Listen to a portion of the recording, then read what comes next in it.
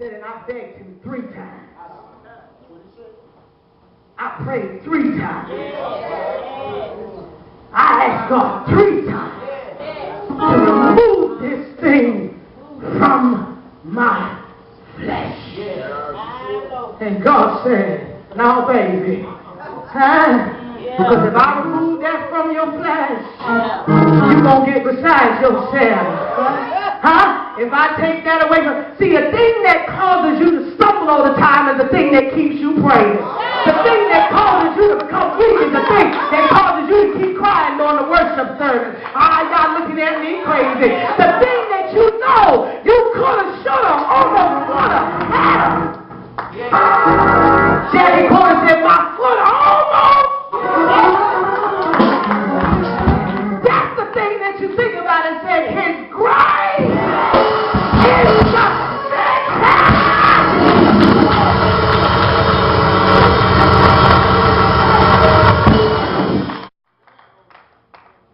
I said, before you get beside yourself, I want you to realize that the only reason why you still holy is because of my grace. This ain't nothing you got to do. You ain't doing nothing with your old messed up stuff. God said, before you even think anything about yourself, I want you to remember that if I pull back my grace,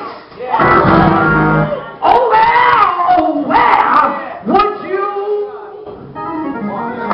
be? He said, my grace is sufficient. He said, and so most gladly, therefore, will I rather glory in my infirmities, that the power of Christ. That's what he said. He said, if I glory in where I'm messed up at, then in my weakness, then he'll be made strong. So what this got to do with Ruth and Naomi? Said, Simon hit her first thing. And she thinking that's a bad thing. Then her husband dies. She thinking that's a bad thing. Then it says she moves on with her 2 sons. And then it says, and they die. And she thinking this is a real bad thing. And she said, don't call me Naomi. Call me Mama. She said, because I have become bitter. Because she had no understanding that God was doing her a favor.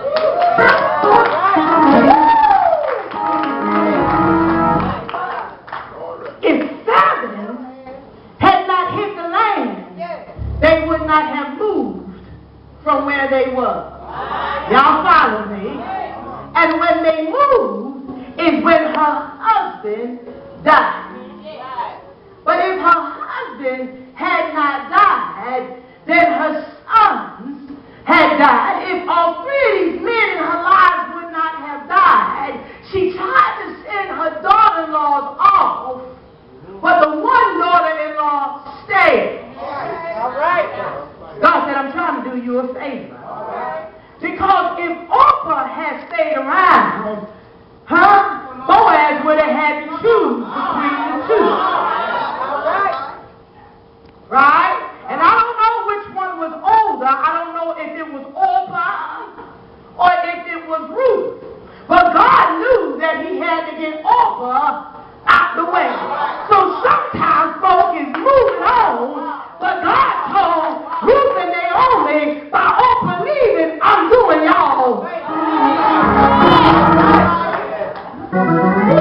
If the famine was not in the land, she would have never tried to go back to her home country to find food. So God had to cause poverty to hit her house. And some of y'all saying, why am I still in this condition? God said, I'm trying to do you.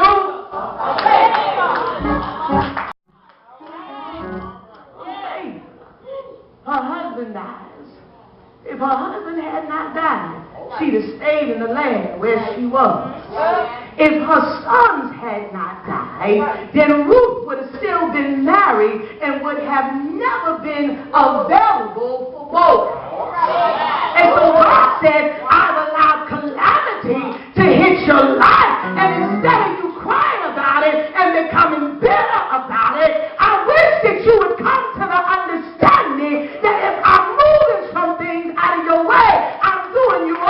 favor. If I call some people to move out of your life, I'm doing you a favor. And she said, don't call me Naomi, but call me bitter, because God had dealt bitterly with me. And it says at the end of the story, she has a son through her daughter-in-law, whose name shall now continuously be mentioned in the book. If she had stayed with Elimelech, this would have not occurred. If my Lord in Gilead had stayed alive, this would have not occurred. If the famine had never hit the land, this would have not occurred. Stop worrying about what God is doing, because He's doing you a favor. High-five your neighbors, they just rest in the favors of God. Rest in the favors of God. Good favors, bad favors, up favors, down favors, in favors, out favors. I don't like them favors. I like them favors. Whatever favors, because all things are working together.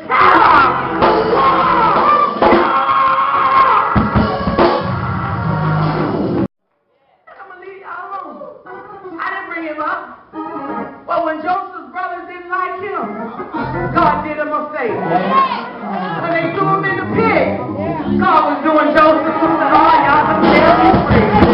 When he got picked up by the slave catchers, God was doing him a favor. When he took us over to Potiphar's house, God said, don't worry, I'm doing you a favor. When Potiphar's wife lied on him, he said, rest in it, I'm doing you a favor. When he sent him to jail, he said, don't cry about it, rest in it, I'm doing you a favor. When they had the tree, he said, rest in it, I'm about to do you a favor. The baker and the butler had to go and go back, and one had to get killed. He said, don't worry about it, they didn't forget about you, I'm about to do you a favor. He said, Joseph, don't get mad at nobody, because all this time I've been doing you a favor.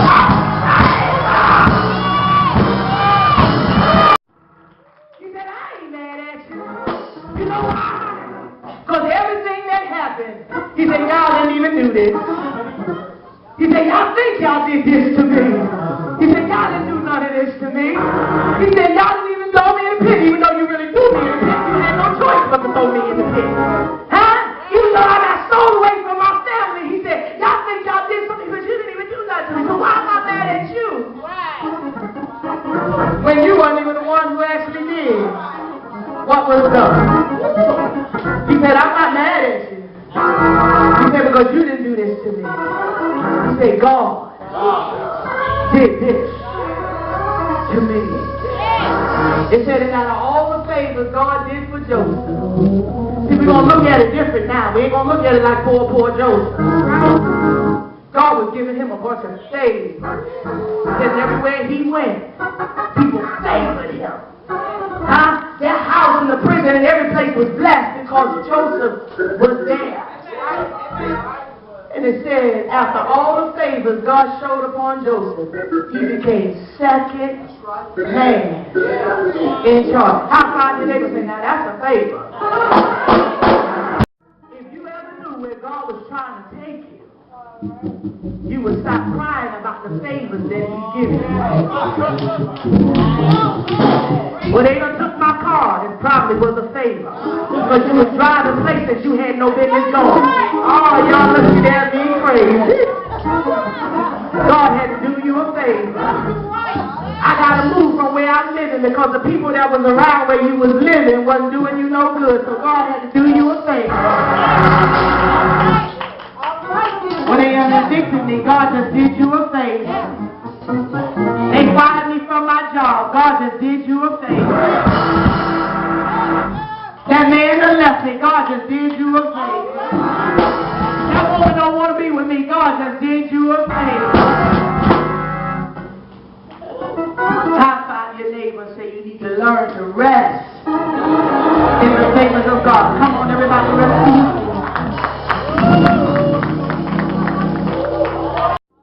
Sometimes you got to realize that the bad things are really good things happening in your life. The Bible said no good thing will he withhold from me if I walk upright. And I don't know about you, Evangelist Brown, but it looked like some bad things had occurred while I was walking upright. And God said, no, you call them bad things. I call them good things. All right, now. Your ways are not my ways. All right. And your thoughts are not my thoughts. Amen. Say God. He said, what you call evil, I call good. All right. What you call good, I call evil. I'm going to prove it to you. It said, Judas, who betrayed Jesus, walks up to him, bringing the soldiers with him. And Jesus embraces him and gives him a kiss and calls him my friend. But then Peter,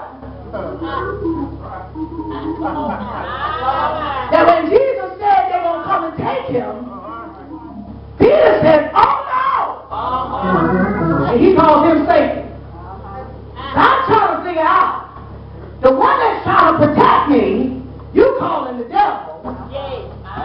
And the one that's trying to kill me, you call him my friend.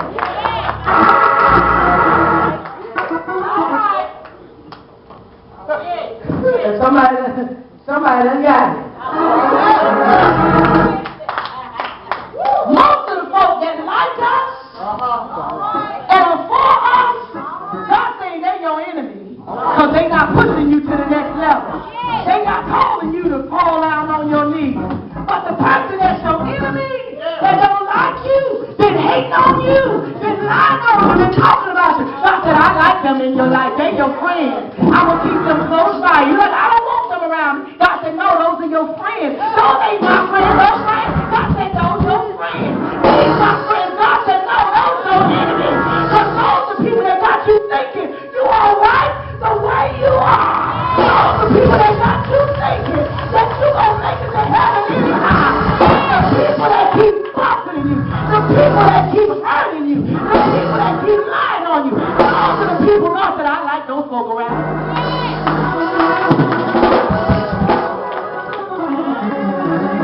So you trying to run away from your enemy just to find out God got another group for you to hang out with.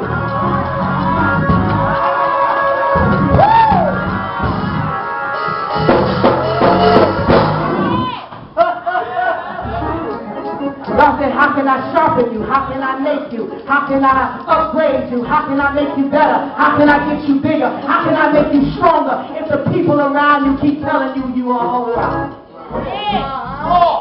High five your neighbor, say just rest in it. Because it's just a favor from God.